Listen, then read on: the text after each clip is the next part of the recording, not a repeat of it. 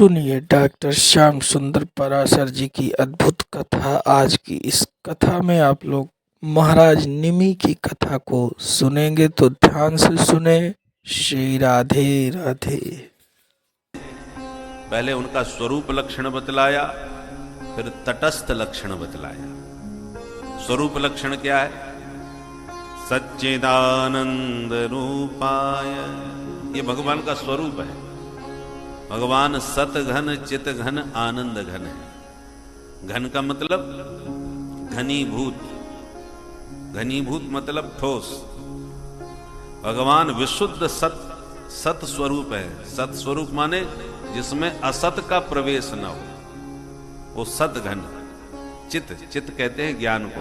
भगवान चित घन माने ज्ञान घन है। ज्ञान घन कहने का मतलब जिनके भीतर अज्ञान का किंचित भी प्रवेश न हो, वो ज्ञान घन है। भगवान आनंद घन है। आनंद घन का मतलब जहां दुख क्लेश कष्ट का कोई प्रवेश न हो, तो भगवान आनंद सिंधु आनंद घन है। तो ये तीनों भगवान में पूर्णतः विद्यमान हैं, अन्य का कोई स्थान नहीं। इसलिए भगवान को सच्चिदानंद घन कहा जाता है। सतचित आनंद घन है। ये तो हुआ भगवान का स्वरूप। फिर करते क्या है? तो तटस्थ लक्षण बतलाते हुए कहते हैं विश्वोत्पत्त्यादि हेतवे। ये सारा विश्व उन्हीं से उत्पन्न है। विश्वोत्पत्त्यादि, आदि में क्या मतलब? उत्पत्ति आदि। आदि का मतलब पालन और संहार। विश्वोत्पत्त्यादि हेतवे, विश्व की उत्पत्ति पालन और संहार। आदि शब्द में पालन और संहार आ जाता है। उन तीनों के जो हेतु हैं, कारण हैं। ऐसे प्रभु की शरण में जाने से लाभ क्या मिलता है? बोले तापत्रय विनाशाय। हम और आप तीनों तापों में तप रहे। तीनों ताप क्या हैं? आध्यात्मिक, आधिदैविक, आदि भौतिक। इसी को कहते हैं दैहिक दैविक भौतिक तापा। दैहिक ताप माने शरीर के ताप। शरीर का ताप दो प्रकार का होता है। दैहिक ताप एक शारीरिक, एक मानसिक। कुछ लोग शरीर से भयंकर रोगी होते हैं, चला फिरा नहीं जाता, तो शरीर के कष्ट से दुखी होते हैं।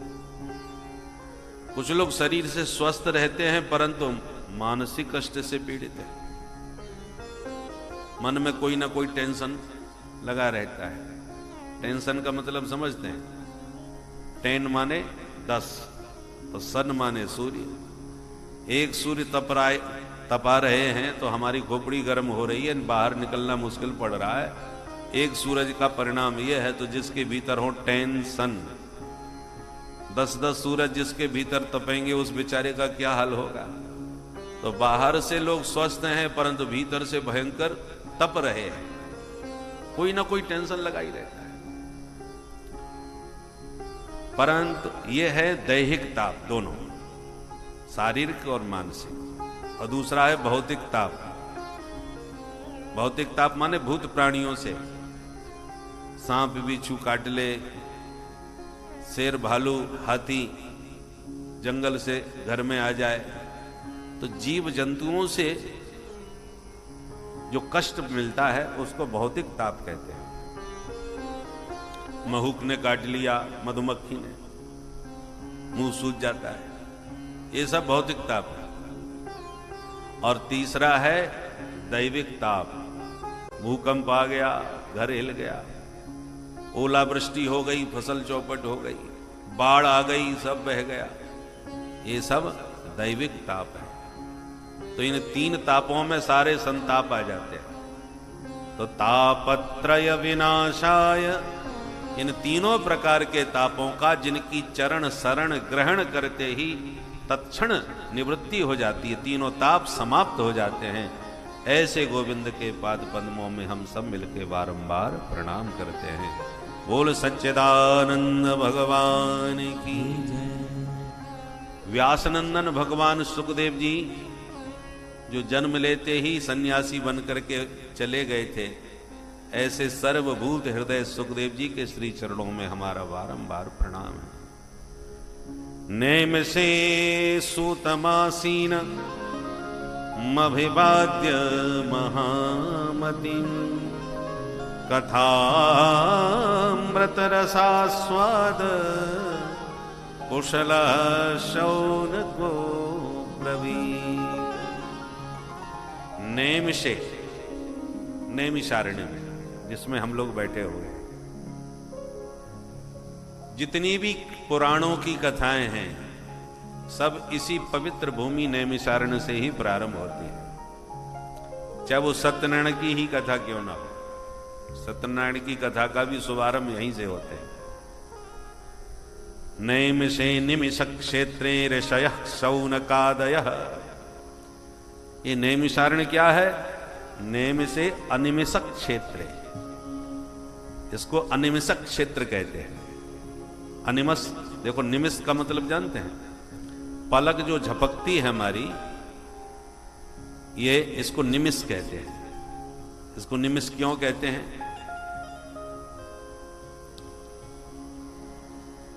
निमि महाराज सूर्यवंशी राजा हुए हैं, नवम स्कंद में उनकी कथा है। निमि महाराज बड़े प्रतापी थे, बड़े धर्मात्मा थे, और सूर्यवंश के गुरु जी हैं वशिष्ठ जी। तो वशिष्ठ जी के पास जाकर के बोले, गुरुदेव हम एक विशाल यज्ञ करना चाहते हैं, आप कृपा करें वो यज्ञ संपन्न करवावें, हमारा मनोरथ सिद्ध करें। वशिष्ठ जी ने कहा, राजन हमारा स्वर्ग से देवराज इंद्र का बुलावा आया है, हम उनके पास जा रहे हैं, उनसे मिलके जब लौटेंगे तब तुम्हारा यज्ञ हम संपन्न करवाएंगे, तब तक प्रतीक्षा करो। ठीक है महाराज। अब गुरु जी से ज्यादा बोल नहीं सके और राजा महलों में चले गए, और गुरु जी स्वर्ग चले गए इंद्र के पास। अब निमि के मन में ये विचार आया, शुभ संकल्प जो मन में आवे उसे जितना हो सके जल्दी संपन्न कर लेना चाहिए। तन्मे मनः शिव संकल्प मस्तु। मन का कोई भरोसा थोड़ी होता है, आज आपका मन है कि ये करें और कुछ दिन होगा इसो ही मन बदल जाता है।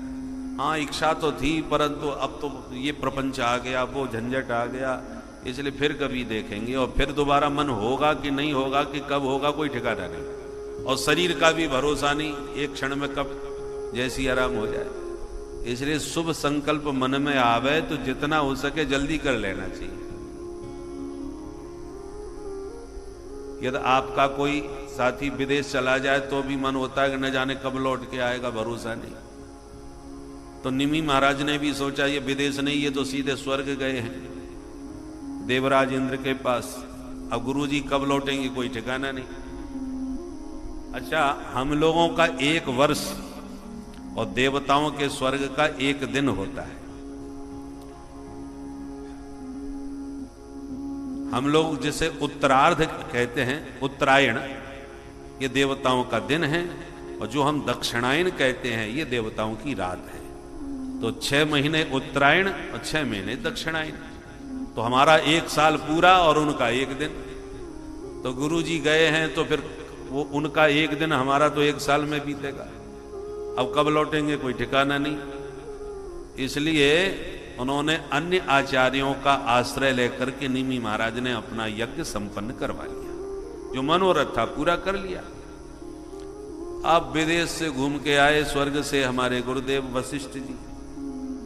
तो वशिष्ठ जी आते ही निमि महाराज के पास पहुंचे, बोले राजन ओ हम स्वर्ग से वापस आ गए, अब बोलिए यज्ञ कब करवा रहे हो। तो निमि महाराज ने कहा, गुरु जी क्षमा कीजिए, हम तो यज्ञ करवा लिए। यज्ञ करवा लिए? अरे हम आपके पुरोहित हैं और हम आपको स्वीकृति देके गए थे कि हम लौट के तुम्हारा यज्ञ करवाएंगे, तो हमसे अनुमति लिए बिना तुमने अपने आप अपने ढंग से यज्ञ कैसे करवा लिया? क्रोध आ गया वशिष्ठ जी को, ये तुमने हमारा अपमान किया है, अनादर किया है। एक बार जिस ब्राह्मण को न्योत दो, नारियल सौंप दो, बात पक्की कर दो, तो फिर उससे बिना अनुमति लिए कोई काम नहीं करना चाहिए। क्योंकि वो न्योता हुआ ब्राह्मण बैठा है और तुमने तब तक किसी और को किसी कारणवश न्योत करके काम करवा लिया तो उसका मूड खराब हो ही जाएगा। और वो भी उसमें भी पुरोहित वशिष्ठ जी। तो पहले पुरोहितों का बड़ा महत्व होता था। कुल पुरोहित, जो भी यजमान का कार्य है वो कुल पुरोहित के मार्गदर्शन में ही होता था। उनकी कृपा के बिना, उनकी आज्ञा के बिना, उनके मार्गदर्शन के बिना कोई काम नहीं होता था। तो वशिष्ठ जी इतने नाराज हो गए कि निमि को शाप दिया, जाओ तुम्हारा शरीर छूट जाए, एक तरह से तुम मर जाओ। निमि ने कहा, जय हो गुरुजी महाराज, हमने कोई बुरा काम तो नहीं किया था। हमारा जो संकल्प था हमने पहले आपको ही बताया। आपके पास फुर्सत नहीं थी, आपको तगड़ा यजमान मिल गया इंद्र जैसा, तो तुम चले गए हमको छोड़ करके। तो हमने अपना संकल्प यदि पूरा करवा लिया तो इसमें आपको इतना क्रोध करने की क्या जरूरत। हम भी तुम्हें शाप देते हैं कि तुम्हारा भी शरीर छूट जाए। लो, गुरु चेला में हो गई खटपट, दोनों का शरीर छूट गया। बोलो जय सिया राम। जय श्री। बीच बीच में जरा बोलते रहिएगा आप भी, जब हम बुलवाएं तभी, क्योंकि कथा में दो विघ्न बहुत आते हैं। कथा सुनते सुनते कब समाधि लग जाए पता ही नहीं चलता। निद्रा देवी आकर के तुरंत ही बैठती हैं, और निद्रा देवी कुछ कथा में ज्यादा आती हैं। एक बार नींद की गोली भले ही काम ना करे, पर कथा बड़ा जोरदार काम करती है। तो जय सिया राम या जय श्री कृष्ण कहते ही आप जब जोर से बोलेंगे तो पड़ोसी की भी झक्की खुल जाया करेगी। और दूसरा विघ्न है मनी राम जी का। कथा सुनते सुनते मनी राम जी कब किसका हिसाब करने चले जाएं, इनका भी कोई भरोसा नहीं। 1 मिनट में इधर से उधर भागते हैं। तो मनी राम जी भागने ना पाएं और निद्रा देवी यहां आने ना पाएं, इन दोनों का एक ही उपाय है कि बीच बीच में कुछ बोलते जाएं। जय सिया राम। जय श्री राम।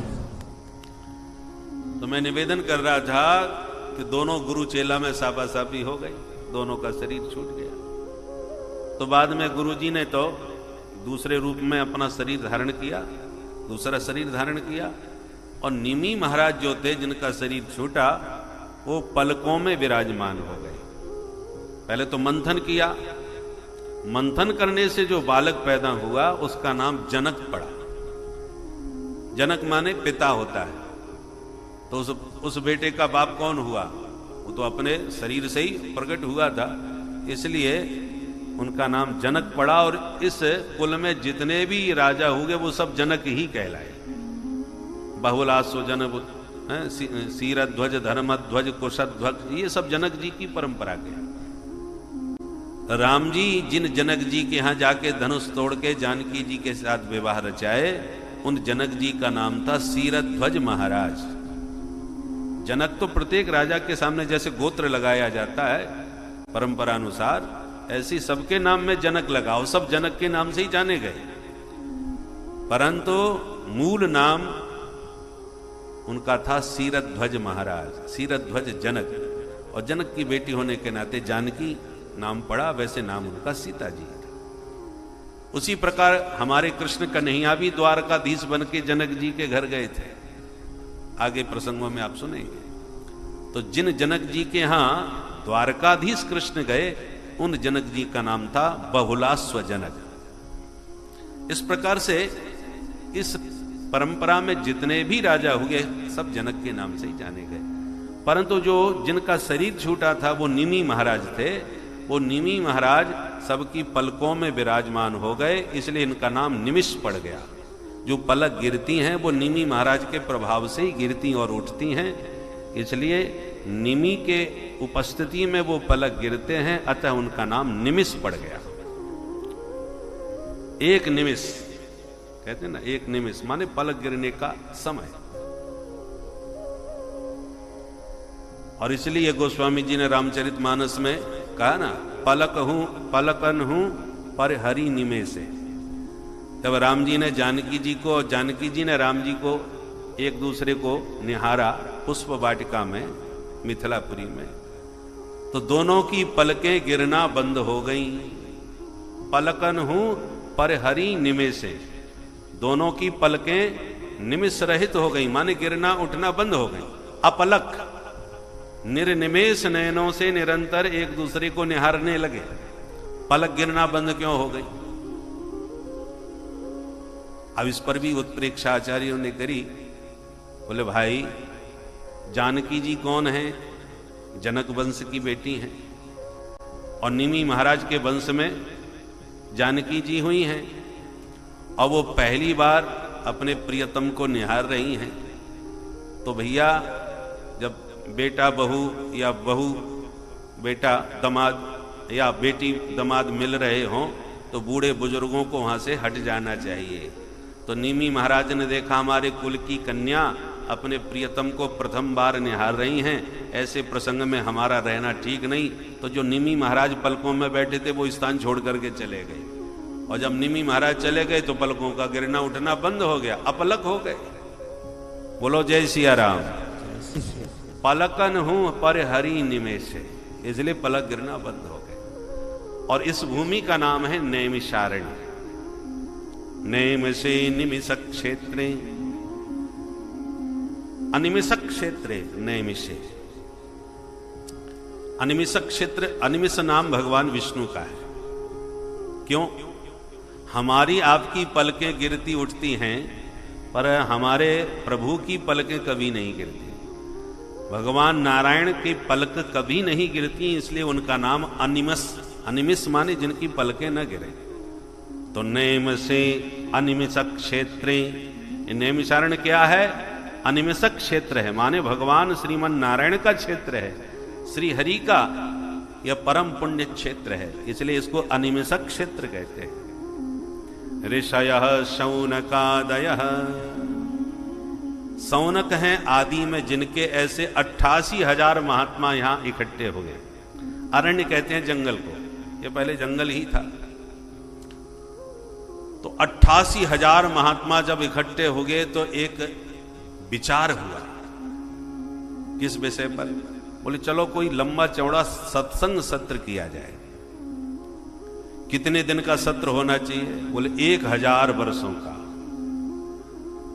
अब हम लोगों की तो 100 साल की पूरी उम्र ही है, तो 7 दिन का समय ही हमारे लिए पर्याप्त है। पर वो महात्मा लोग जो इकट्ठे हो गए थे वो 50-50 हजार, 10-10 हजार वर्ष की उम्र वाले महात्मा थे, तो दीर्घायु संपन्न महात्मा थे, इसलिए बोले 1000 वर्ष का सत्संग होना चाहिए। तो भैया 7 दिन की कथा के लिए हम लोग कितना खोजबीन करते हैं कि कौन सी जगह बढ़िया होगी जहां 7 दिन आनंद से कटे। तो जब 1000 वर्षों का सत्संग सत्र है तो कितना विचार किया जाएगा कि 1000 वर्ष तक कोई विघ्न बाधा ना आवे, ऐसी कोई जगह चुना जाए। तो बुद्धि काम न करे कि ऐसी कौन सी पवित्र जगह है जहां 1000 वर्ष का सत्संग चले। तो कुछ गणमान्य ऋषियों को नियुक्त किया गया कि आप पता लगाओ। और महात्मा लोग सीधे विधाता ब्रह्मा जी के पास ब्रह्मलोक में पहुंच गए। ब्रह्मा जी ने स्वागत किया, आइए पधारिए, कैसे आना हुआ? तो ब्रह्मा जी से कहा महाराज हम 1000 वर्ष का सत्संग सत्र चलाना चाहते हैं, तो कौन सी भूमि परम पवित्र होगी वो कृपा करके आप बताइए, यही जानने के लिए आए। तो ब्रह्मा जी चूंकि सृष्टि करता है, सारी सृष्टि उन्हीं की रची हुई है, तो ब्रह्मा जी ने एक चक्र का निर्माण किया और कहा कि देखो हम इस चक्र को छोड़ रहे हैं, तुम इसके पीछे पीछे चलो, और इस चक्र में जो नेमी लगी है वह चक्र की नेमी जिस स्थान पर चल के रुक जाए वही भूमि परम पावन पवित्र है, ये जान लेना। जैसे आजकल भी बहुत से शोधकर्ता विद्वान होते हैं, बहुत से लोग कहते हैं हम कुआं खुदवाना चाह रहे हैं, महाराज ये बताओ कहां पानी निकलेगा। तो वो लोग भी नारियल के माध्यम से और कई उपकरण होते हैं जिसके माध्यम से घूम करके बता देते हैं कि देखो यहां पर पानी निकलेगा, हमारा यंत्र बता रहा है कि यहां पर्याप्त जल है। तो जैसे यंत्रों के द्वारा जल का पता चल जाता है, ऐसे ही ब्रह्मा जी के बनाए चक्र के द्वारा पवित्र भूमि का पता लग जाएगा। आप इसके पीछे पीछे चलिए। तो ब्रह्मा जी का भेजा हुआ चक्र चला और पीछे पीछे महात्मा चले। चक्र घूमते घूमते भारत भूमि पर आया और जैसी भारत भूमि से चलते चलते इस अरण्य में, अरण्य माने जंगल, इस वन में आकर के वह चक्र एक पवित्र भूमि पर आकर के उस चक्र की नेमी इस अरण्य में आकर के रुक गई, इसलिए इसका नाम पड़ गया नैमिषारण्य। बोलो जय सिया राम। तो चक्र की जो नेमी है जिस अरण्य में जाकर के गिरी उसी का नाम नैमिषारण्य, और चूंकि चक्र यहां गिरा है इसलिए इसको चक्र तीर्थ भी कहते हैं। आपने दर्शन किए ही होंगे, चक्र तीर्थ पास में ही है, जहां पर चक्राकार, चक्र की आकृति का ही वो जल है जो घूमता रहता है, इसलिए उसमें स्नान करने का एक बहुत महत्व है। वह परम पावन पवित्र तीर्थ है। बोल चक्र तीर्थ की नैमिषारण्य की। तो यहां पर 88,000 ऋषियों ने अपना अपना डेरा जमा लिया। बोले बस निर्णय हो गया, भूमि यही निश्चित है। तो सूत जी महाराज को व्यासपीठ पर बरगद के नीचे विराजमान कर दिया गया। वो व्यास गद्दी कहलाई। यहां पे भी अभी भी व्यास गद्दी प्रसिद्ध है, और ये तो वेद व्यास धाम है। ये तो परम पूरा नैमिषारण्य भूमि परम पावन वेद व्यास जी की ही भूमि है। तो एक विशिष्ट बट की छाव में व्यासपीठ बना दी गई और यहां पर 88,000 महात्मा इकट्ठे होकर के बैठ गए। देखो आजकल के युग में तो यंत्र की प्रधानता है, माइक है, सब सुविधाएं हैं, परंतु उस समय तो ये सब यंत्र नहीं थे, इसलिए अरण्य को चुना गया। क्योंकि जंगल की विशेषता है आज भी, जहां घोर जंगल हो आप जोर से आवाज लगाओ तो दूर तक आवाज गूंज जाती है। तो जंगल में कथा कहने से माइक की जरूरत नहीं पड़ी, शांत चित्त होके संत बैठते थे, दूर दूर तक आवाज अरण्य की वजह से, जंगल की वजह से गूंजती थी। दूसरी बात, बरगद के नीचे कथा हुई, क्योंकि बरगद पूरा पांडाल का काम करता है। बरगद की छाया में यह विशेषता होती है कि शीतकाले भवेत उष्णम, उष्ण काले तु शीतलः। गर्मियों में बरगद के नीचे बैठ जाओ तरावट मिलेगी, और सर्दियों में बैठोगे तो गर्माहट मिलेगी। प्राकृतिक एसी फिट है, भगवान ने बरगद को ये सुख दिया है। इसलिए बरगद के नीचे सब, बरगद की विशेषता है वो फैलता जाता है, उसकी जो जड़ें निकलती हैं वो जमती जाती हैं और उसकी शाखाएं बढ़ती जाती हैं, तो पूरे पांडाल का काम करता है। तो महात्मा उसी की छांव में बैठ करके और फिर कथा कहना प्रारंभ किए। नैमिषे निमिष क्षेत्रे ऋषयः सौनकादयः। सूत जी महाराज कहते हैं महामतिम नैमिषे सूतमासीनम अभिवाद्य महामतिम। सूत जी महाराज महान विद्वान है, परम विद्वान है, इसलिए उनको व्यासपीठ पर बैठाया गया। और सौनक जी जो मुख्य श्रोता हैं वो कैसे हैं? कथामृत रसास्वाद कुशलः, भगवान का कथामृत पान करने में परम प्रवीण है। कथा सुनने की कुशलता भी सब में नहीं होती। बोलो जय सिया राम। तो महाराज कथा सुनने में कुशलता की क्या जरूरत है, शांति से बैठ के सुनो। बोले नहीं नहीं, कथा सुनना भी सबको नहीं आता। श्रोताओं का विशेषण क्या है? श्रोता बुद्धिमान वह है जो विज्ञ होते हुए भी अज्ञ बन करके सुने। श्रोता कितना भी विद्वान हो पर सुनते समय बिल्कुल अपने को अनाड़ी बना करके सुने, तभी वह कुछ धारण कर पाएगा। इस श्रोता के मन में ये भाव यदि है कि मैं बहुत पढ़ा लिखा हूं, मैंने इतनी कथाएं सुनी है, मैंने इतने ग्रंथ पढ़े हैं, तो वक्ता के श्रवण में उसकी जिज्ञासा और धारण करने की मनस्थिति कम होगी, बल्कि परीक्षा लेने की मनस्थिति ज्यादा होगी। तो वो परीक्षक बन के न सुने, बल्कि कोई कितना भी बड़ा विद्वान हो, जब ध्यान से सुनेगा तो कुछ ना कुछ उसे अवश्य प्राप्त होगा। हनुमान जी महाराज को देखो, सकल गुण निधान है।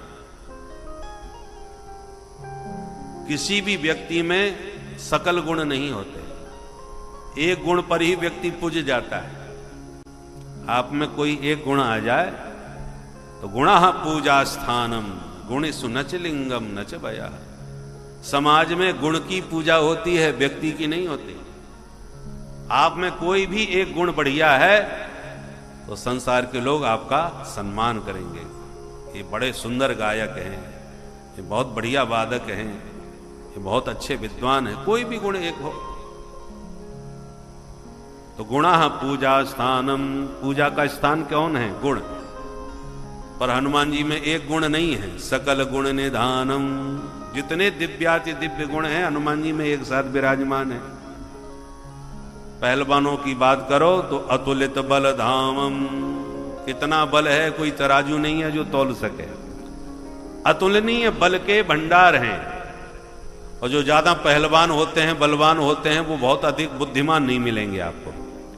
पहलवान व्यक्ति बुद्धिमान नहीं मिलेगा और बुद्धिमान व्यक्ति पहलवान नहीं मिलता। परंतु हनुमान जी पहलवानों में अतुलित बलधाम हैं। और बुद्धिमानों की बात करो तो बुद्धिमताम वरिष्ठम, बुद्धिमानों में परम वरिष्ठ हैं, श्रेष्ठ हैं। पढ़े लिखे विद्वानों की बात करो तो ज्ञानिनाम अग्रगण्यम, ज्ञानियों में भी अग्रगण्य हैं। और प्यारे प्रभु के भक्तों की बात करो तो रघुपति प्रिय भक्तम, ठाकुर जी के सबसे लाडले प्यारे दुलारे भक्त भी हैं। अंत में गोस्वामी जी को कहना पड़ा, आपके एक एक गुण हम कब तक गिनाएं सरकार? सकल गुण निधानम, दिव्याति दिव्य समस्त गुण आप में एक साथ विराजमान है। ऐसे हनुमंत लाल जी। परंतु इतने विद्वान और सकल गुण निधान होकर के भी जहां जहां राम जी की कथा हो वह सबसे पहले दौड़ के सुनने के लिए आसन जमाते हैं। यत्र यत्र रघुनाथ कीर्तनम तत्र तत्र कृतमस्तकांजलि बाष्पवारि परिपूर्ण लोचनम मारुतिं नमत राक्षसांतकम्। जहां कहीं भी प्रभु के गुण गाएं हनुमान जी सबसे पहले श्रोता बन के विराजमान हो जाते हैं। बोलो, आज तक कोई ऐसा वक्ता है जो हनुमान जी को ऐसी कथा सुनाए जो हनुमान जी ने न सुनी हो? ये तो अनादिकाल जब से पैदा हुए तब से कथा सुन रहे हैं और भगवान की कथा ही इनका आहार है। प्रभु चरित्र सुनबे को रसिया, प्रभु चरित्र सुनबे को रसिया, प्रभु चरित्र सुनबे को रसिया, प्रभु चरित्र सुनबे को रसिया। राम लखन सीता मन बसिया, राम लखन सीता मन बसिया, राम लखन सीता मन बसिया, राम लखन सीता मन बसिया। तो भगवान के चरित्र सुनने के परम रसिक हैं हनुमंत लाल जी महाराज। इसी में रसास्वादन करते हैं। तो कहने का मतलब हनुमान जी की तरह हमको भी सुनना सीखना चाहिए कि हमको थोड़ा भी ज्ञान हो जाए तो ज्ञान के अभिमान में हम हर किसी को सुनना नहीं चाहते। ये हमको क्या सुनाई। हनुमान जी सकल गुण निधान होते हुए भी सुनने को भागते हैं। और वक्ता को ये कभी नहीं भूलना चाहिए कि जहां प्रभु की कथा होगी वहां हनुमान जी अवश्य विराजमान होंगे। और हनुमान जी जब कथा सुनते हैं तो वक्ता को भी सावधान होकर सुनाना चाहिए, कहीं कोई अशास्त्रीय बात हमारे मुंह से न निकल जाए जो हनुमान जी को चुभ जाए। कहीं हनुमान जी का सुनते सुनते मूड खराब हो गया तो बोलो वक्ता का क्या हाल होगा। काले नेम ने कथा सुनाई हनुमान जी को, तो हनुमान जी तो कथा के प्रेमी थे, सुनने बैठ गए। पर काले नेम ने जब गड़बड़ करने की कोशिश करी कि पहले दीक्षा लो, सही हनुमान जी ने उठा करके जो पटका वो तो मकरी ने सावधान कर दिया। तो भक्तों को भावुकता से कोई भी ठग लेता है।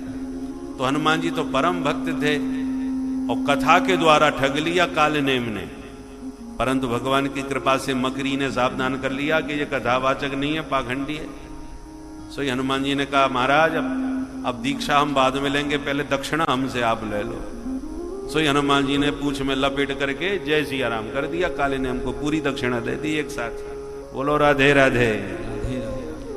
तो कहने का तात्पर्य है इसलिए कथावाचक को ये कभी नहीं भूलना चाहिए कि हमारी कथा में हनुमंत लाल जी भी सुन रहे हैं। कोई निरर्थक शब्द, कोई भी अशास्त्रीय वचन हमारी वाणी से न निकले और श्रोताओं को हनुमान जी की तरह कथा सुनना चाहिए। तो कथा अमृत रसास्वाद कुशल शौनक। शौनक जी कथा सुनने के बड़े कुशल हैं।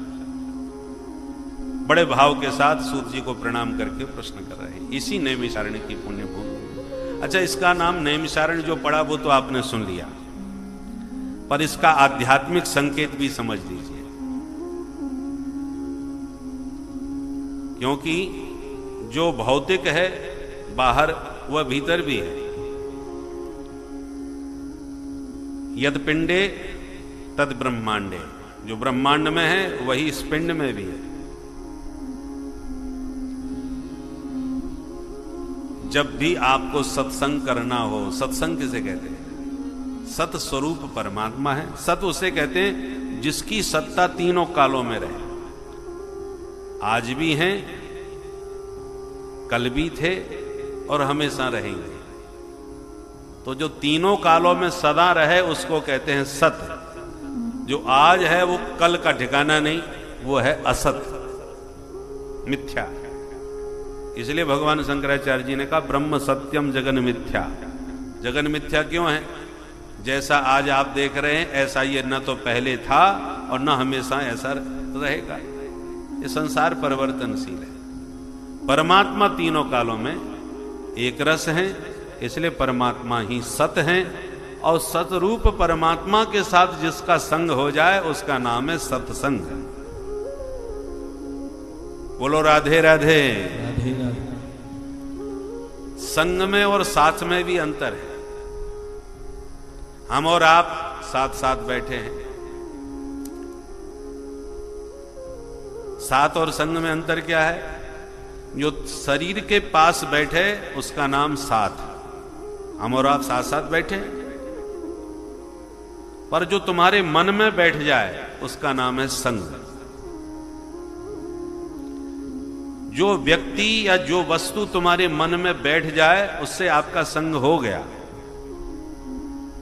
जैसे हम और आप साथ साथ बैठे हैं, अब चक्र तीर्थ में हम नहाने गए और आप में से कोई वहां मिल गया और उसने कहा महाराज पहचाना हमको, तो हम कह सकते हैं भैया क्षमा करना हम नहीं पहचाने आपको। अरे महाराज 3 घंटे तुम्हारे सामने बैठे रहे फिर भी नहीं पहचान पा रहे। तो भैया आप हमारे पास बैठे रहे ये सही बात है, परंतु हम इसलिए नहीं पहचान सकते क्योंकि अभी आप हमारे मन में नहीं बैठे। आप पहचानेंगे उसी व्यक्ति को जो तुम्हारे मन में बैठ गया हो। वह 5 साल के बाद में भी मिलेगा तब भी आप पहचान लोगे, क्योंकि मन में, चित्त में, चित्त का क्या है? चित्त का अर्थ क्या होता है? इसी को कहते हैं चित्रकेतु, जो हिसाब किताब सब रखता है। किसने क्या पाप किए, क्या पुण्य किए, ये यमराज को हिसाब कौन देता है? बोले चित्रकेतु देता है। चित्रगुप्त, चित्रगुप्त नाम है इसका, है? तो ऐसे ही भगवान ने गुप्त रूप से ये चिप काट हमारे भीतर फिट कर रखा है।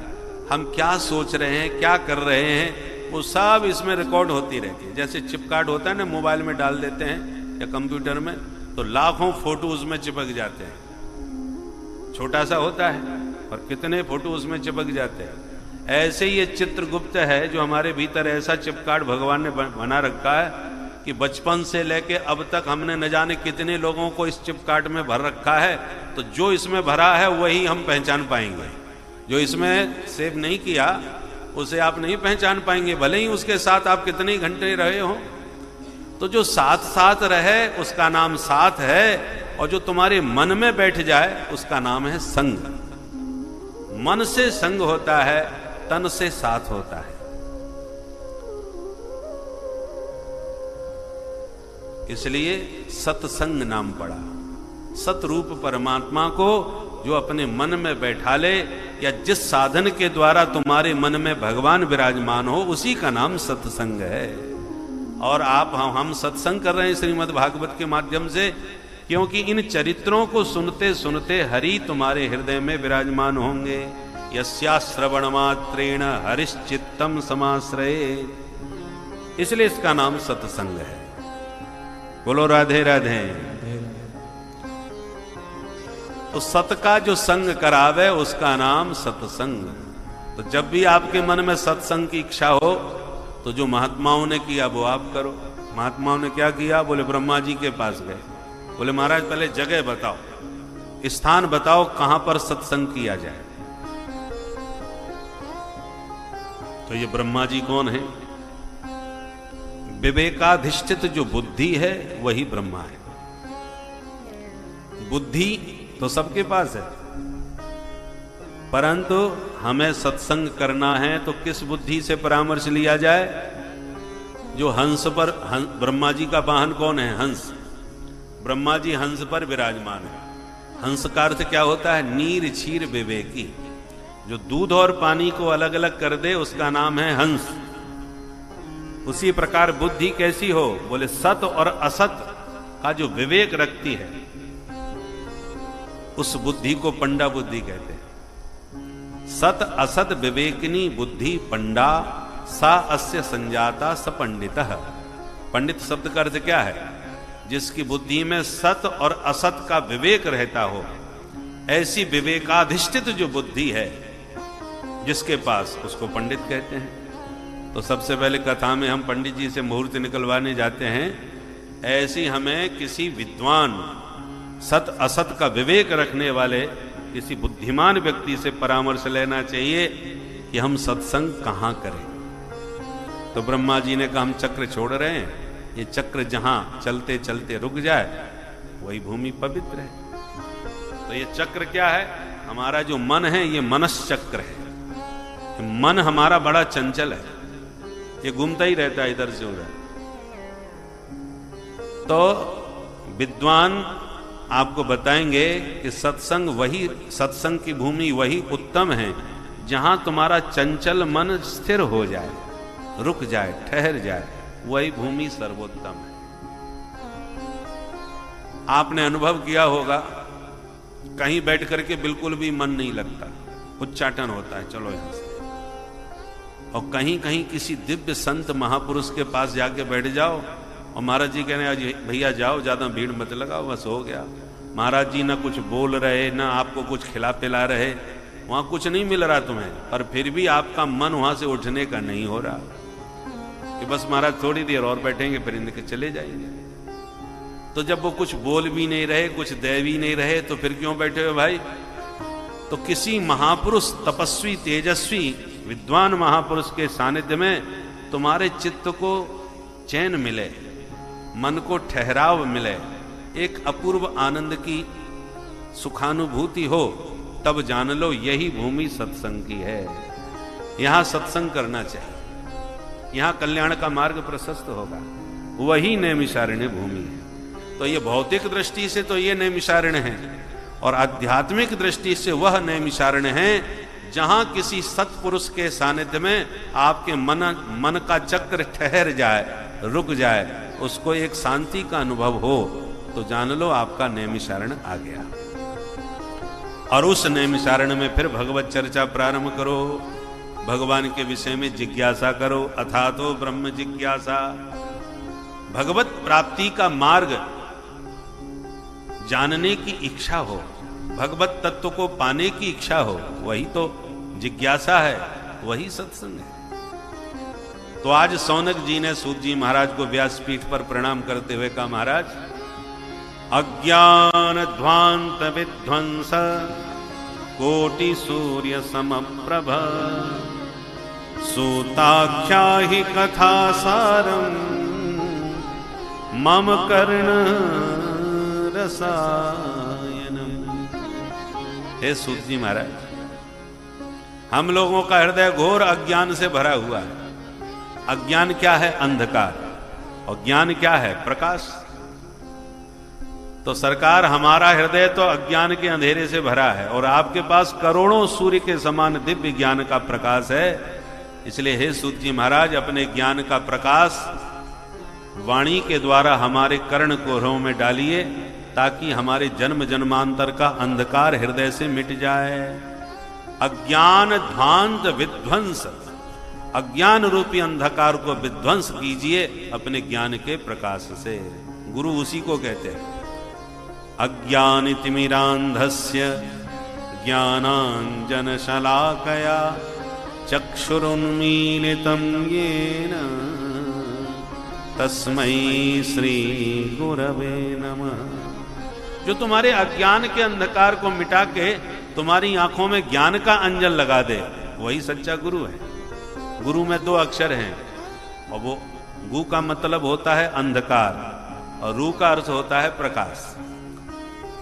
गुकारः अंधकारस्यात् रुकारस्तन्निरोधकः अंधकार प्रकाशत्वात् गुरु इत्यभिधीयते।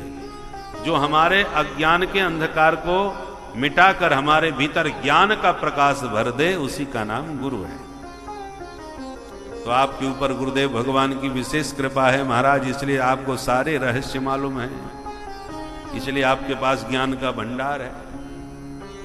क्योंकि गुरु मेहरबान तो चेला पहलवान। गुरु की आपके ऊपर विशेष कृपा है। संसार में बहुमूल्य रत्न होते हैं, मणियां सबसे ज्यादा महत्वपूर्ण मानी जाती है, मणि। और मणियों में भी भेद होते हैं, श्यमंतक मणि, चिंतामणि, कौस्तुभ मणि। तो एक चिंतामणि होती है। चिंतामणि का मतलब उस मणि को अपने सामने रख करके जिस वस्तु का चिंतन करो वही वस्तु तुम्हारे सामने प्रकट हो जाएगी। ऐसी एक है कल्प वृक्ष, जो स्वर्ग में है, समुद्र मंथन से पैदा हुआ, प्रकट हुआ। उस कल्प वृक्ष की विशेषता है कि उसके नीचे बैठ के जिस वस्तु की कल्पना करोगे वही वस्तु तुम्हारे सामने आ जाएगी। तो चिंतामणि से संसार की वस्तु मिलती है, कल्प वृक्ष से स्वर्ग की संपत्ति मिल जाती है। पर इन दोनों के नीचे बैठ के तुम ये मांगो कि हमें ब्रह्म ज्ञान हो जाए, हमें परमात्मा का साक्षात्कार हो जाए, तो ये इन दोनों में सामर्थ्य नहीं है। ये सामर्थ्य केवल सद्गुरुदेव भगवान की कृपा में है, जो लौकिक भी देगा, संसार की सुख भी दे सकता है, स्वर्ग का भी सुख दे सकता है, और तुम चाहो तो साक्षात वैकुंठनाथ का भी दर्शन पा सकते हो। इसलिए गुरु की कृपा चिंतामणि और कल्प वृक्ष से भी श्रेष्ठ होती है। श्री सद्गुरुदेव भगवान की जय। चिंतामणिर्लोक सुखम सुरद्रुः स्वर्ग संपदम प्रयक्षति गुरु प्रीतो वैकुंठम योगी दुर्लभम। बड़े बड़े योगींद्र मुनींद्रों को जो दुर्लभ वैकुंठ है वो गुरु कृपा से सुलभ हो जाता है। इसलिए हे सूत जी महाराज, आपके ऊपर भरपूर कृपा है, उस कृपा का प्रसाद हमें भी प्रदान करें। सुनकर के सूत जी बड़े खुश हो गए और बोले, महात्माओं, तुम्हारे मन में मेरे प्रति जो अपार श्रद्धा का भाव है, उसे देखते हुए मैं समस्त शास्त्रों का सार ही तुम्हें सुनाऊंगा। सावधान तया शृणु, बिल्कुल सावधान होकर के सुनिएगा। देखो, वक्ता कथा नहीं कहता, श्रोता कथा कहलवाते हैं। श्रोता जिज्ञासु बन के भाव के साथ सुनते हैं तो वक्ता को लगता है मैं क्या क्या सुना दूं। क्योंकि श्रोता यदि श्रोता तो वक्ता फिर वक्ता, और श्रोता यदि सोता तो वक्ता फिर वक्ता। बोलो राधे राधे। राधे राधे। इसलिए वक्ता को कथा तो श्रोता कहलवाते हैं। सौनक जी देखो, वक्ता के प्रति जब श्रद्धा होती है, बड़ी जिज्ञासा के साथ श्रोता सुनता है, तो वक्ता के हृदय में अपने आप भावों का संचार होने लगता है, उत्साह बढ़ने लगता है। तो सौनक जी के इस जिज्ञासा से सूत जी बड़े खुश हो गए। महात्माओं, सावधान तया शृणु, मैं जो सुना रहा हूं सब शास्त्रों का सार है, सावधान होकर के सुनना। काल व्याल मुखग्रास त्रास निर्णास हेतवे श्रीमद्भागवतं शास्त्रम कलौ कीरेण भासितम्। सूत जी कहते हैं, सौनकादि ऋषियों, ये सारा संसार एक न एक दिन काल के गाल में जाने वाला है। काल ब्याल मुखग्रास, ब्याल माने सर्प, काल रूपी महासर्प के मुख में संसार के समस्त जीव धीरे धीरे चले जा रहे हैं। हम कहते हैं हम 50 साल के हो गए, हम 55 साल के हो गए, हम 60 साल के हो गए। बड़े नहीं हो गए, आपकी उम्र घट गई। आपकी उम्र के जितने वर्ष थे उनमें इतने कम हो गए, तो बड़े हो गए कि घट गए। काल ब्याल मुखग्रास, धीरे धीरे चले जा रहे हैं हम काल की तरफ, इसलिए इसका नाम संसार है। संसार का अर्थ जानते हैं? संसरती इति संसार। संसरती माने जो सरकता जाए, जो सरकता जाए उसका नाम संसार। हमारे देखते देखते संसार कहां से कहां सरक गया। जो वयोवृद्ध लोग हैं उन्होंने देखते देखते कितना परिवर्तन देखा। हमने अपने जीवन में ही, हर व्यक्ति देख लो, हम छोटे से बच्चे थे, देखते देखते बड़े हो गए, जवान हो गए, फिर बुढ़े हो गए हैं? ये परिवर्तन हो रहा है कि नहीं?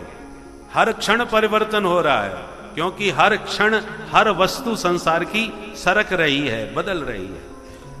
फिर पूछे, अरे दादाजी नजर नहीं आ रहे जो पिछले वर्ष आए थे यहाँ?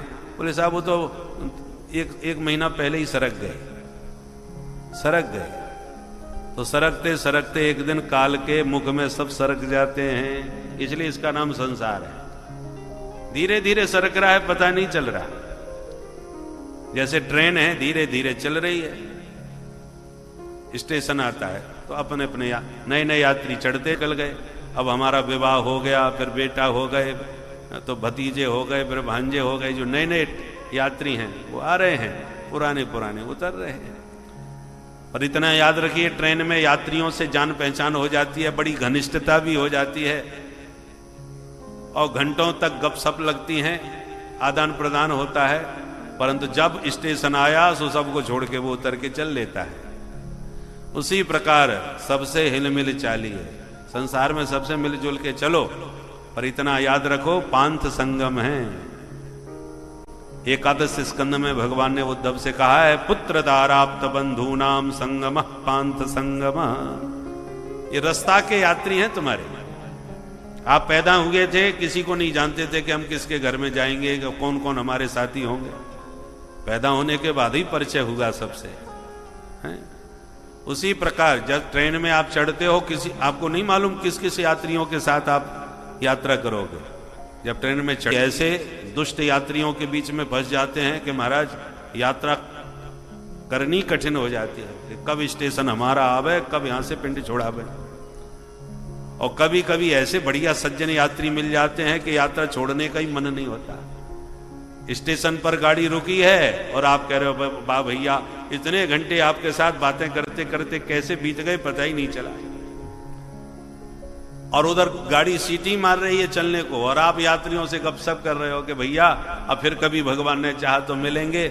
उधर काला कोट वाला आया कि ट्रेन चलने वाली है, तुम अभी तक उतरे नहीं, फिर आपका एक एक उठा के नीचे। तो यात्रा में कुछ यात्री ऐसे हैं जिनके उतरने के बाद लोग बहुत समय तक उनकी चर्चा करते, भाई क्या गजब का आदमी था, हाँ क्या बढ़िया सबका मनोरंजन किया, इतनी लंबी यात्रा का पता ही नहीं चला। लोग उसकी तारीफ करते हैं उतरने के बाद भी। और कुछ ऐसे भी यात्री होते हैं जिनके उतरने के बाद यात्रा में शांति आती है। हे भगवान, सबका माथा खा लिया, न सोया न सोने दिया, हमारा तो रिजर्वेशन ही बेकार गया। तो उतरने के बाद में लोग उसके बारे में इस प्रकार की भी टिप्पणी करते हैं। तो आप सज्जन हैं कि दुर्जन हैं, अच्छे हैं कि बुरे हैं, आपके जाने के बाद जैसी चर्चा चलती है वही आपका निर्णायक है कि आप कितने सज्जन यात्री थे या कितने दुर्जन थे। तो इस संसार की यात्रा में अच्छे बुरे सब हैं, पर अच्छे हों तो और बुरे हों तो आप वहीं तक यात्रा करोगे जहां तक का आपका टिकट है। इसलिए बुरे हो तो उनसे समय काट लो, और अच्छे हो तो भी आसक्ति किसी में नहीं रखना, क्योंकि छोड़ना तो सबको ही पड़ता है। यह विवेक जो अपने पास रखते हैं वो यात्रा बड़ी मस्ती के साथ करते हैं। जिनको यह विवेक नहीं होता वो यात्रा में बहुत परेशान रहते हैं। बोलो राधे राधे। राधे राधे। एक बात और कहें, यात्रा में जितना कम सामान होता है उतनी यात्रा बढ़िया होती है। बहुत सामान बटोर के जाओगे तो टेंशन में रहोगे। बर्थ पे सो तो रहे, अरे वो फलाना सामान है कि नहीं, अब देखो उठा के तो नहीं ले गया उसे, उसमें बहुत सामान रखा था। ज्यादा सामान रखने वाले को टेंशन होता है, चैन की नींद सफर में भी नहीं आती, परेशान बहुत होता है। उसी प्रकार महात्माओं के पास कोई सामान नहीं होता, बड़े मस्त होकर के यात्रा करते हैं। जंगल में भी कुटिया में तान दुपट्टा सोते हैं, खर्राटे बजाते हैं, कोई टेंशन नहीं, उनके पास कोई सामान ही नहीं। पर जिन जिन के पास जितना ज्यादा सामान होता है उनको उतना ही ज्यादा टेंशन भी होता है। वो सफर आनंद के साथ सुखपूर्वक, सुख की सामग्री बहुत होती है, सुख की सामग्री बहुत होगी पर बेचारे सुखी नहीं हो पाते। बढ़िया सुंदर भव्य भवन में सुंदर पलंग पर लेटे जरूर हैं, फिर भी नींद की गोली खानी पड़ रही है, नींद नहीं आ रही, क्योंकि सामान बहुत ज्यादा है, इसलिए टेंशन भी ज्यादा है। तो महात्मा लोग इस रहस्य को जान जाते हैं, इसलिए सब सामान छोड़ छाड़। हमारे मनु महाराज तो चक्रवर्ती सम्राट थे कि नहीं, आदि जहां से मनु शत्रुपा से ही मानव सृष्टि का विस्तार हुआ है। हम सब मनु के बेटा हैं, इसलिए तो मानव कहलाते हैं। हमें मानव क्यों कहा जाता है, क्योंकि हम मनु की संतान हैं, मनु शत्रुपा। परंतु होए न विषय विराग, भवन बसत भा चौथपन, हृदय बहुत दुख लाग। मन में बड़ा दुख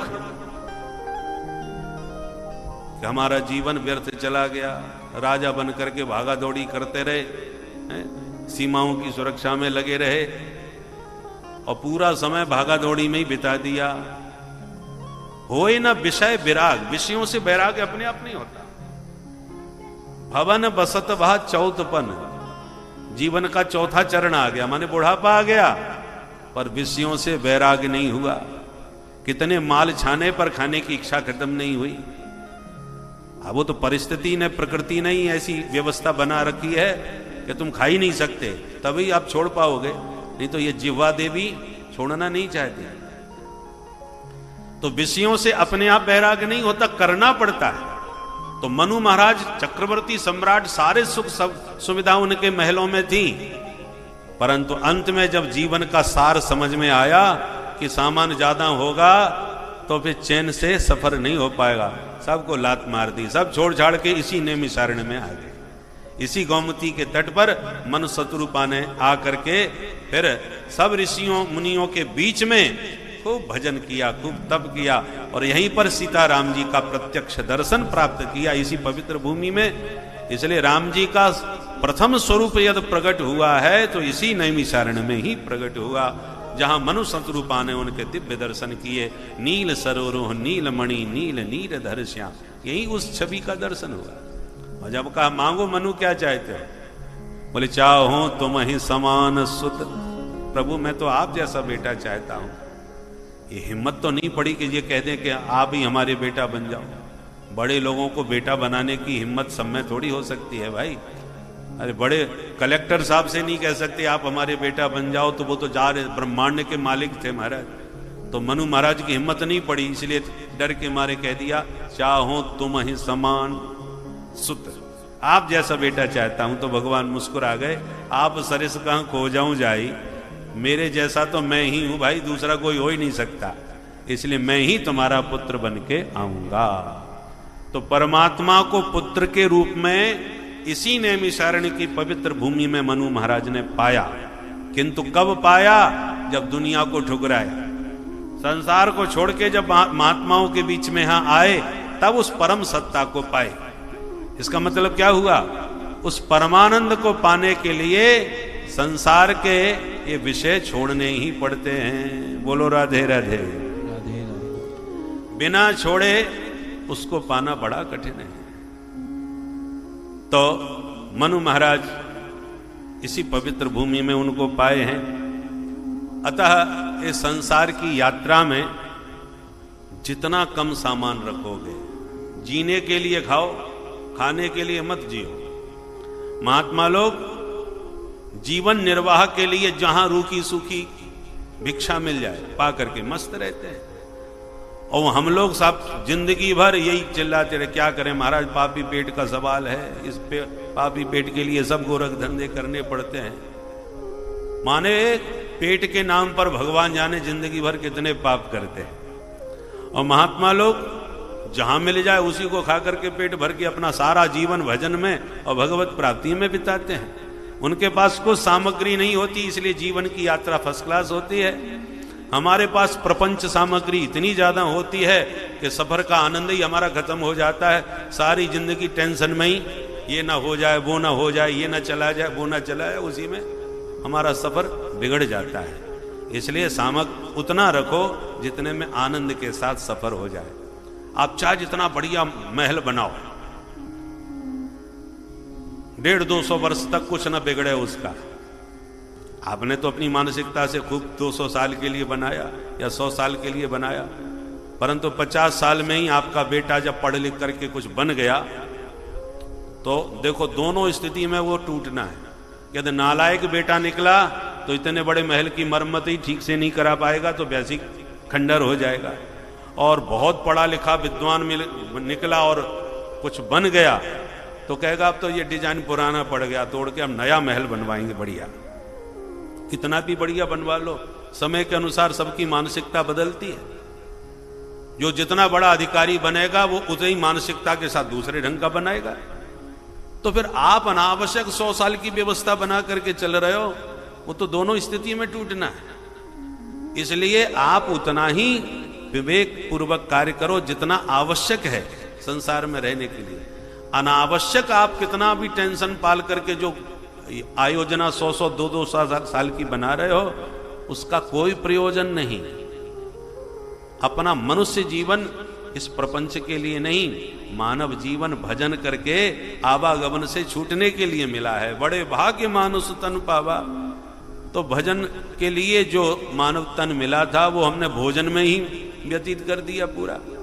आहार निद्रा भय मैथुन में तो पशु पक्षी भी बड़े प्रवीण होते हैं, फिर हमारी क्या विशेषता रही।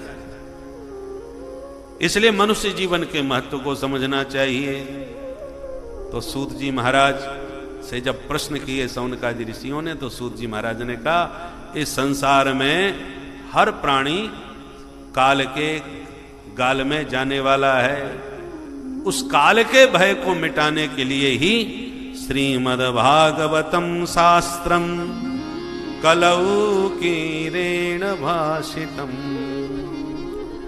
काल भय को मिटाने के लिए श्रीमद् भागवत शास्त्र का प्राकट्य हुआ है। बोलो भागवत भगवान की। देखो मृत्यु में इतना कष्ट नहीं है जितना कि मृत्यु पर विचार करने से भय उत्पन्न होता है।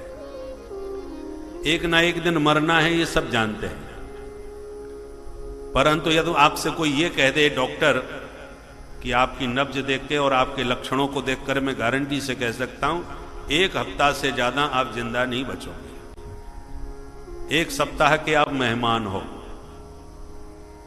तो फिर सोचिए आपका क्या हाल होगा।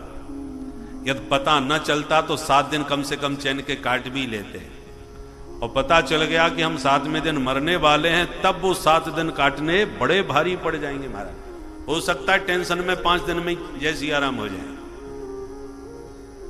बहुत डिप्रेशन में चला जाता है व्यक्ति, क्योंकि मौत का डर बहुत खतरनाक होता है। मौत उतनी खतरनाक नहीं है जितना उसका डर है। इसलिए काल ब्याल मुखग्रास त्रास निर्णास हेतवे, इस काल ब्याल के भय को मिटाने के लिए, मृत्यु का रहस्य समझ में आ जाए तो काल का भय भाग जाता है। बोलो राधे राधे। मृत्यु क्या चीज है? मृत्यु किसे कहते हैं? मृत्यु में और निद्रा में कोई अंतर नहीं। जब आप सो जाते हो, सुसुप्ति अवस्था में पहुंच जाते हो, गहरी नींद में, जब कुछ भी होश नहीं रहता, तो आपको ना अपना पता रहता है ना दुनियादारी का, सब भूल जाते हो। और वही स्थिति मृत्यु में होती है। मरने के बाद भी वही हाल होता है, सब भूल गए, सब छूट गए। तो शरीर और संसार मृत्यु में भी छूटता है और शरीर संसार गाढ़ निद्रा में भी छूट जाता है, दोनों की स्थिति बराबर है। पर क्या नींद में किसी को डर लगता है? नींद से किसी को भय लगता है? किसी को नहीं लगता। नींद ना आवे तो नींद की गोली और खाते हैं कि नींद बढ़िया आनी चाहिए। नींद से तो बड़ा प्यार है, फिर मृत्यु से डर क्यों है? क्योंकि दोनों की स्थिति बराबर है, पर दोनों में थोड़ा अंतर है। एक ही अंतर है, क्या?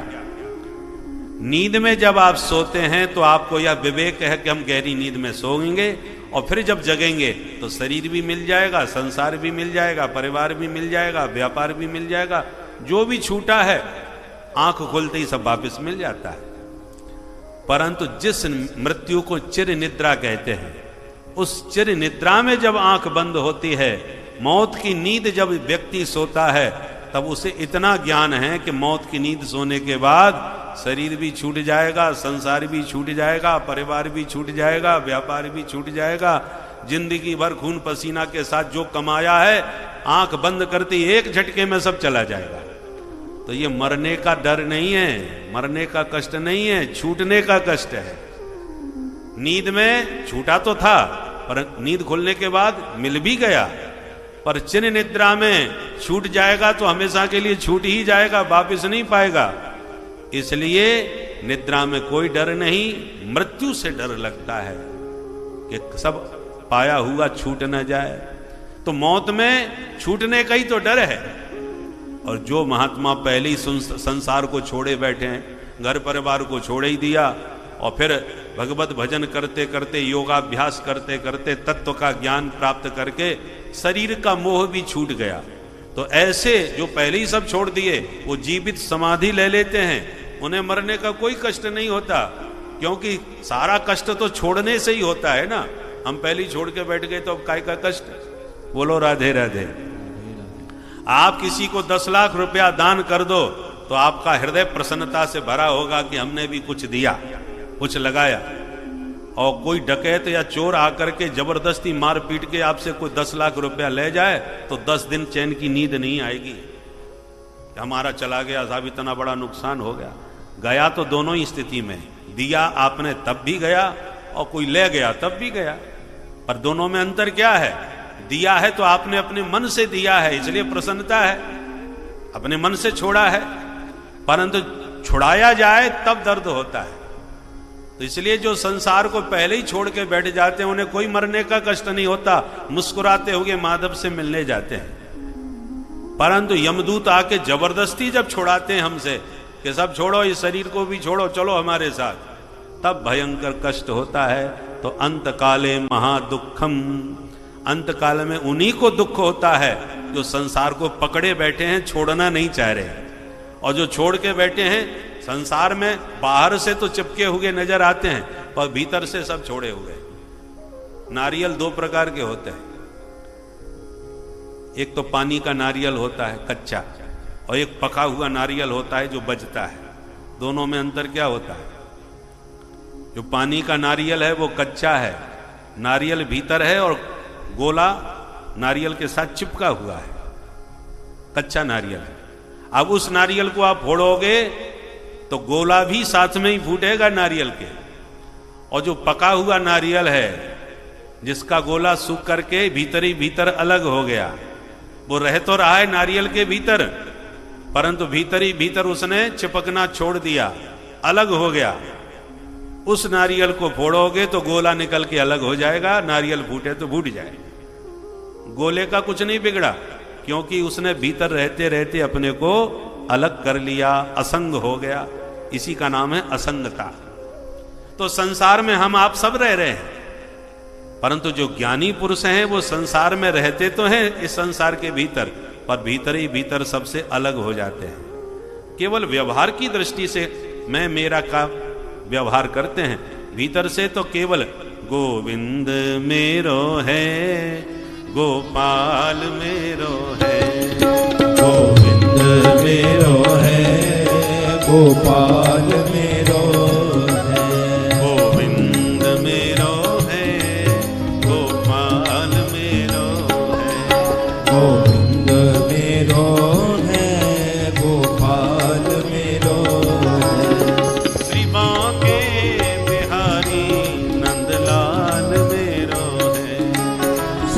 बांके बिहारी नंदलाल मेरो है।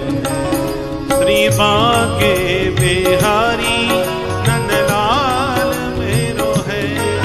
श्री बांके बिहारी नंदलाल मेरो है। श्री बांके बिहारी नंदलाल मेरो है। श्री बांके बिहारी नंदलाल मेरो है। श्री बांके बिहारी नंदलाल मेरो है। श्री बांके बिहारी ताली बजाते हुए सभी गाइए। मेरो है। श्री बांके बिहारी नंदलाल मेरो है। श्री बांके बिहारी नंदलाल मेरो है। श्री बांके बिहारी नंदलाल मेरो है। श्री बांके बिहारी नंदलाल मेरो। श्री राधे मेरो है। गोपाल मेरो है। गोविंद मेरो है। गोपाल मेरो है। गोविंद मेरो है। गोपाल मेरो है। गोविंद मेरो है। गोपाल मेरो है। नंदलाल मेरो है। नंदलाल मेरो है। गोपाल मेरो है। गोपाल मेरो है। बोल बंसी वाले तो बाहर से संसार का व्यवहार करो, पर भीतर से मान के चलो कि केवल हमारे ठाकुर जी ही हैं और संसार में सब छूटने वाले हैं। संसार में जिनसे आप जुड़े हैं वो एक दिन टूट जाएंगे, फूट जाएंगे। टूटने फूटने से बच गए तो एक दिन छूट जाएंगे। इसलिए असंग होकर के पके नारियल की तरह व्यवहार करो। महात्माओं को किसी के जाने का ना क्षोभ होता है, ना आने की प्रसन्नता। आ गया तो वेलकम, चला गया तो भीड़ कम।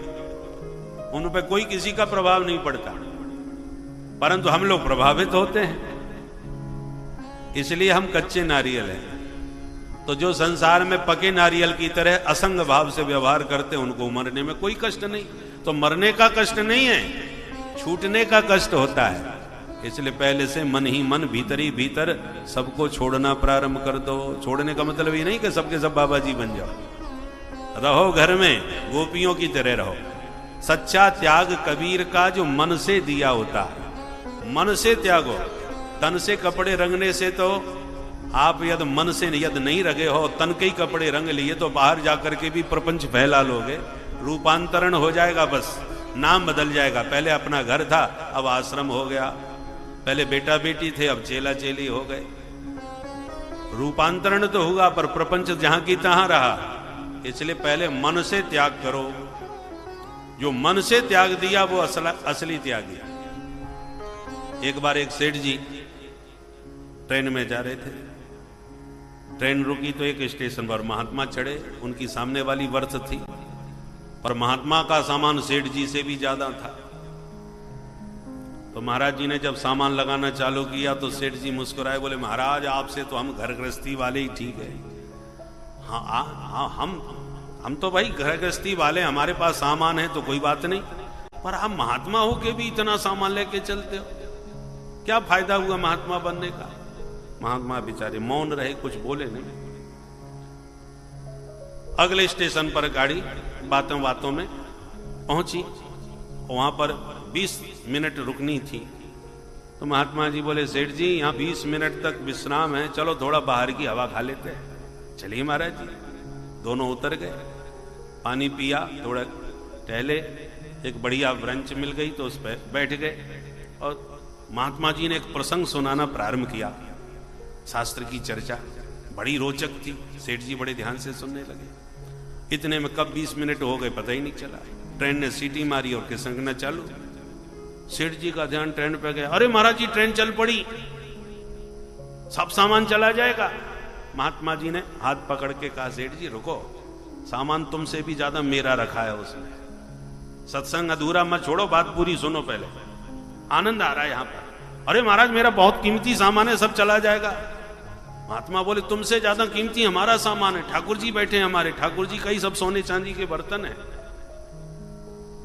और महात्मा छोड़े नहीं हाथ, और गाड़ी स्पीड पकड़ती जा रही थी, बढ़ती जा रही थी, और सेठ जी की धड़कन तेज हुई, अंत में झटका मार करके अपना हाथ छीन करके दौड़े, और तब जा करके चढ़ पाए ट्रेन में। बाद में दौड़ के महात्मा भी चढ़ गए। सेठ जी ने कहा धन्य है महाराज, आपने तो हमारी ट्रेन छुड़वा दी होती, सब सामान चला जाता हमारा। महात्मा मुस्कुरा के बोले देखो सेठ जी, सामान तो मेरा तुमसे भी ज्यादा है, बस अंतर इतना है तुम सामान में चिपके हुए हो, हमारे पास सामान बहुत है पर हम चिपके किसी में नहीं है तो सही, चला जाए तो सही। यही अंतर है।